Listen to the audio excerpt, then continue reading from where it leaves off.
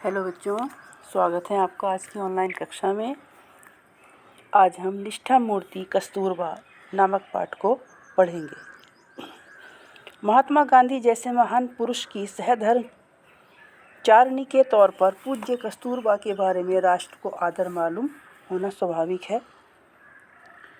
राष्ट्र ने महात्मा गांधी जी को बापू जी के नाम से राष्ट्रपिता के स्थान पर कायम किया ही है, इसलिए कस्तूरबा भी बा के एकाक्षी नाम से राष्ट्रमाता बन सकी है। बच्चों, निष्ठा मूर्ति जो कस्तूरबा है वो महात्मा गांधी की पत्नी है और उन्हें सब लोग प्रेम से और सम्मान से बा कहते हैं। किंतु सिर्फ महात्मा जी के साथ के संबंध के कारण ही नहीं, बल्कि अपने आंतरिक सद्गुण और निष्ठा के कारण भी कस्तूरबा राष्ट्रमाता बन पाई है। चाहे दक्षिण अफ्रीका हो, चाहे हिंदुस्तान में सरकार के खिलाफ लड़ाई के समय जब जब चारित्र्य का तेज प्रकट करने का मौका आया, कस्तूरबा हमेशा इस दिव्य कसौटी में सफलतापूर्वक पार हुई हैं। अर्थात उनके जो अपने गुण हैं, दृढ़ता, कर्तव्यनिष्ठा, वो भी हमेशा उनके सामने आए और इसीलिए वो सबके सम्मान की पात्र बनी।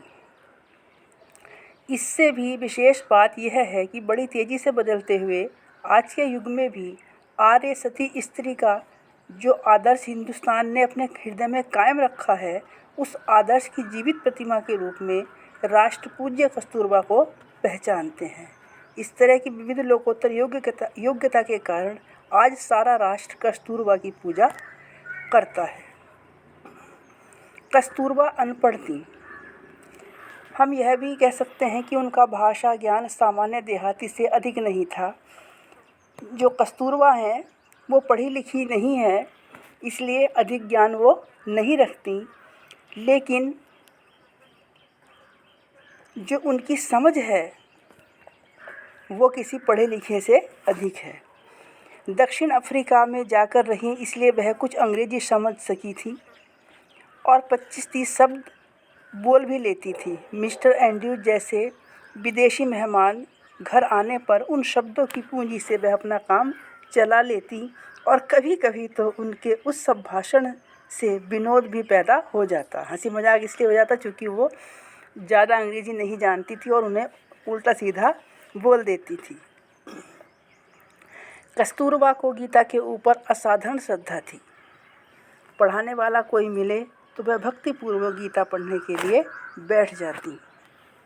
उनकी श्रद्धा तो थी, लेकिन वो पढ़ना नहीं जानती थी। उन्हें कोई पढ़ाता था तो वो पढ़ लेती थी, किंतु उनकी गाड़ी कभी भी बहुत आगे नहीं जा सकी। फिर भी आगा खां महल में कारावास के दरमियान उन्होंने बार बार गीता के पाठ लेने की कोशिश चालू रखी। स्वतंत्रता आंदोलन के समय उन्हें आगा खां महल में कैद किया गया था। ये वहाँ का वर्णन किया जा रहा है। उनकी निष्ठा का दूसरा पात्र ग्रंथ था तुलसी रामायण। बड़ी मुश्किल से दोपहर के समय उनको आधे घंटे की जो फुर्सत मिलती थी, उसमें वह बड़े अक्षरों में छपी तुलसी रामायण के दोहे चश्मा चढ़ाकर पढ़ने बैठती थी। उनका यह चित्र देखकर हमें बड़ा मज़ा आता था।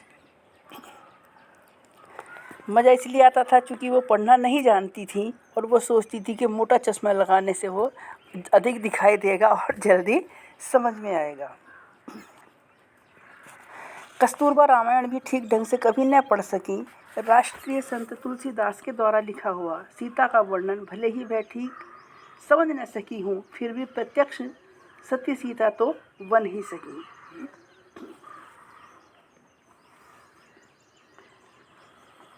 उन्हें तुलसी रामायण भले ही समझ में न आती हो, लेकिन वे अपने गुणों के कारण साक्षात सीता एवं सती के समान थी। उनकी जो पतिव्रता, उनकी दृढ़ता, कर्तव्यनिष्ठा और कठिन परिस्थितियों का सामना करने के जो गुण थे, वो किसी भी सती और सीता से कम नहीं थे। दुनिया में दो अमोघ शक्तियां हैं, शब्द और कृति। इसमें कोई शक नहीं कि शब्दों ने सारी पृथ्वी को हिला दिया है, किंतु अंतिम शक्ति तो कृति ही है। महात्मा जी ने इन दोनों शक्तियों की असाधारण उपासना की। कस्तूरबा ने इन दोनों शक्तियों में से अधिक श्रेष्ठ शक्ति कृति की नम्रता के साथ उस उपासना करके संतोष माना और जीवन सिद्धि प्राप्त की। दुनिया में दो अमोघ शक्तियाँ हैं। कौन सी? शब्द और कृति। शब्द अक्षर के लिए कहा जा रहा है और कृति कर्म।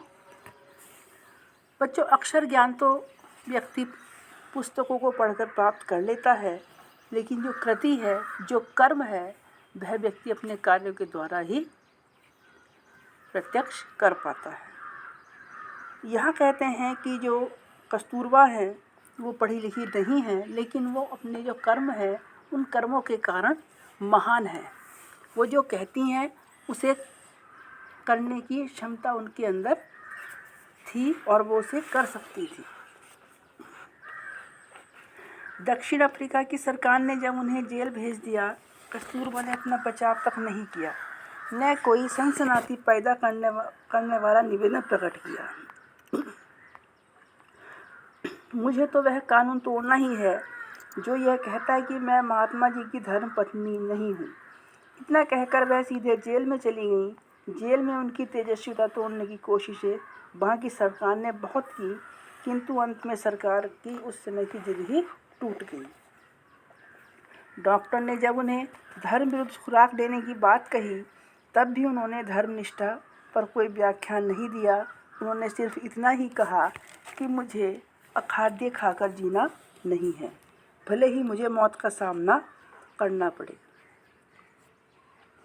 वो शाकाहारी जो भोजन है उसे ही प्राप्त करना चाहती थी, उसके अलावा वो कोई भी भोजन नहीं करती थी। कस्तूरबा के प्रथम दर्शन मुझे शांति निकेतन में हुए। सन 1915 ईस्वी के प्रारंभ में जब महात्मा जी वहाँ पधारे, तब स्वागत का शुभारंभ पूर्ण होते ही सब लोगों ने सोने की तैयारियाँ की। आंगन के बीच एक चबूतरा था। महात्मा जी ने कहा, हम दोनों यहीं सोएंगे। अगल बगल में बिस्तरे बिछाकर बापू और बा सो गए और हम सब लोग आंगन में आसपास अपने अपने बिस्तर बिछाकर सो गए। उस दिन मुझे लगा मानो हमें आध्यात्मिक माँ बाप मिल गए हों।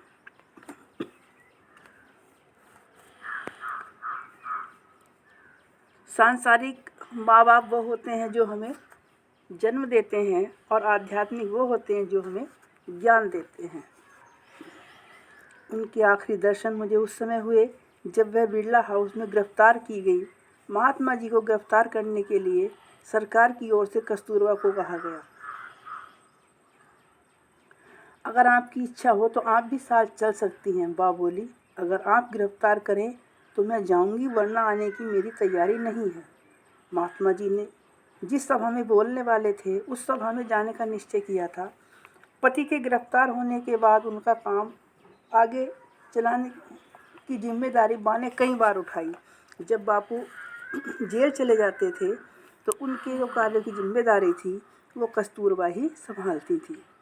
शाम के समय जब व्याख्यान के लिए निकल पड़ी, सरकारी अमलदारों ने आकर उनसे कहा, माता जी, सरकार का कहना है कि आप घर पर ही रहें, सभा में जाने का कष्ट न उठाएं। बा ने उस समय उन्हें न देश सेवा का महत्व समझाया और न उन्होंने उन्हें देशद्रोह करने वाले तुम कुत्ते हो कहकर उनकी निभर्त्सना की।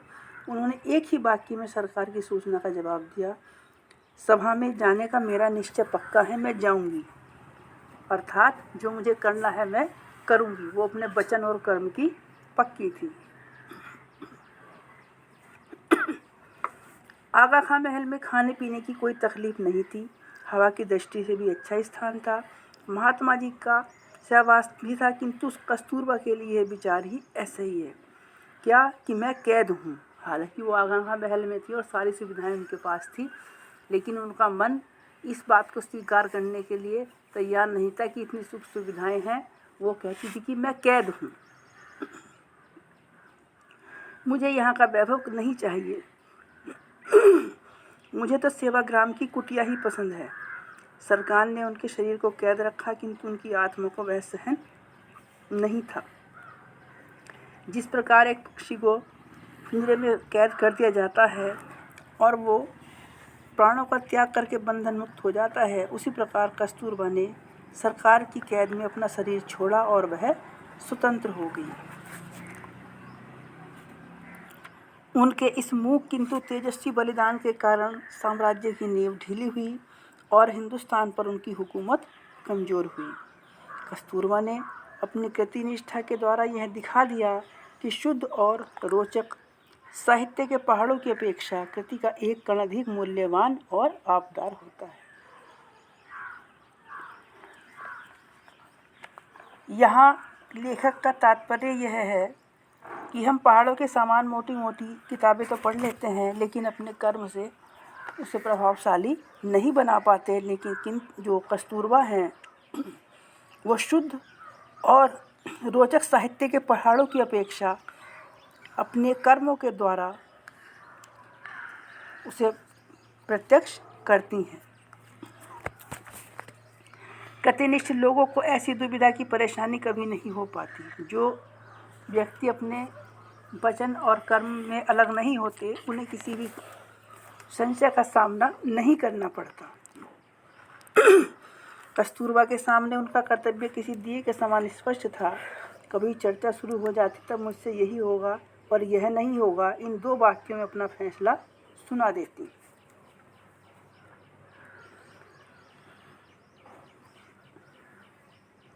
आश्रम में कस्तूरबा हम लोगों के लिए माँ के समान थी।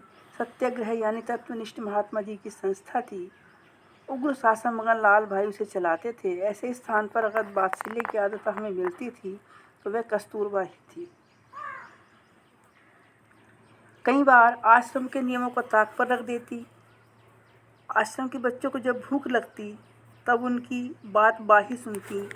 नियमनिष्ठ लोगों ने बा के खिलाफ कई बार शिकायतें करके देखी, किंतु महात्मा जी को अंत में हार खाकर निर्णय देना पड़ा कि अपने नियम बा को लागू नहीं होते, अर्थात बा वही करती थी जो उन्हें करना होता था।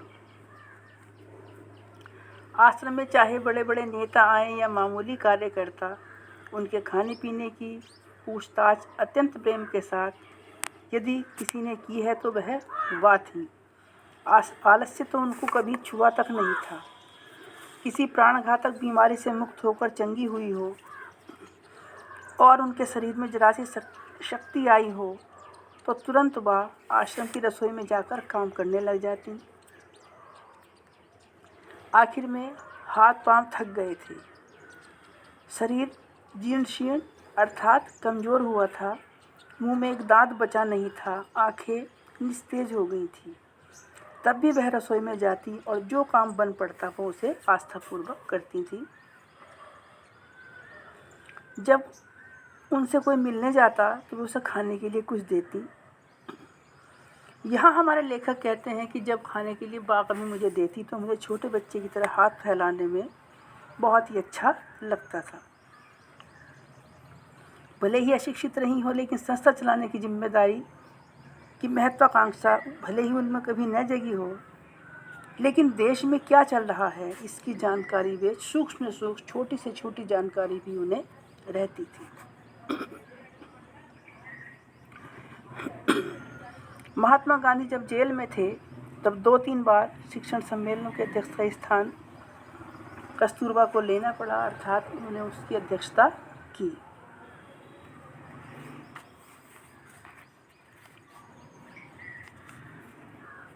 जब वो महात्मा गांधी के स्थान पर वहाँ जाती तो हमारे जो लेखक हैं वो उनका भाषण लिखते थे और वो उसमें वही लिखते थे जो वो लिखाती थी।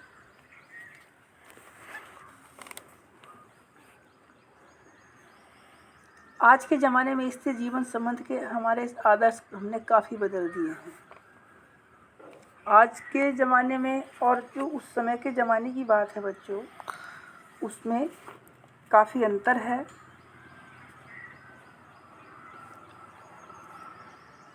आज कोई स्त्री अगर कस्तूरबा की तरह अशिक्षित रहे और किसी तरह महत्वाकांक्षा का उसमें उदय दिखाई ना दे तो हम उसका जीवन यशस्वी या कृतार्थ नहीं कहेंगे। यहाँ हम कहना चाहते हैं आज की स्त्रियों के जीवन आदर्श हैं वो बदल गए हैं। पुराने ज़माने में स्त्रियों की शिक्षा पर जोर नहीं दिया जाता था, बल्कि उन्हें घरेलू कार्यों को सिखाया जाता था और उन्हें लज्जाशील उस रूप को उनके अच्छा माना जाता था। अब उन्हें पुस्तकीय ज्ञान नहीं मिलता था, ये उनकी परिस्थितियाँ थी। लेकिन ऐसा नहीं है कि उस समय की स्त्रियाँ संस्कारवान नहीं थीं। वह अनपढ़ होते हुए भी एक सफल गृहस्थी को चलाती थी और कस्तूरबा भी अशिक्षित और महत्वाकांक्षी रहित होते हुए भी अपने आचरण से अनूठा उदाहरण हमें प्रस्तुत करती हैं।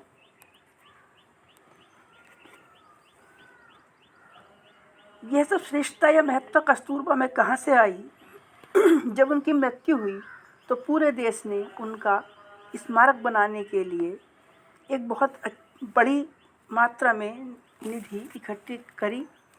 इससे ये सिद्ध होता है कि हमारा प्राचीन तेजस्वी आदर्श अब देश मान्य है। हमारी संस्कृति की जड़ें आज भी काफ़ी मजबूत हैं।